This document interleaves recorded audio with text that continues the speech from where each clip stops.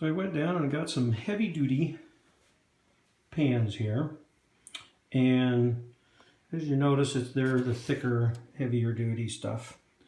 And I'm going to turn this into a little grill. So first of all, you need a little bit of air.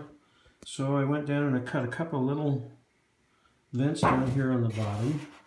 Cut one over here on this side and one over here on this side.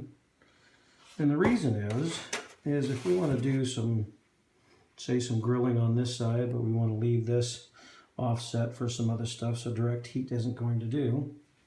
Well, then what I did was I went over and I got one of the grills and I folded it in half. So I'm going to set it right in here, and that's where my bed of my charcoal is going to be. So once I get my bed of my charcoal in there, I'll light that up, and it still leaves me half over here, over on this side. So of course those grills come in a 2-for-1 special. So you see I have here the grill. So what I did, if you notice, I went and put little indentations inside of this little grill so that this sits right down on top of it.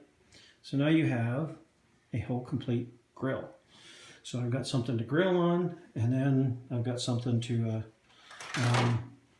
just smoke or something if I want to. I can do some little smoke packets underneath it and take some little wood chunks or chips and put it in there.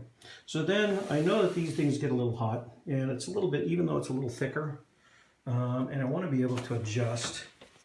Not too much air going in here, but I still want to protect the bottom of that.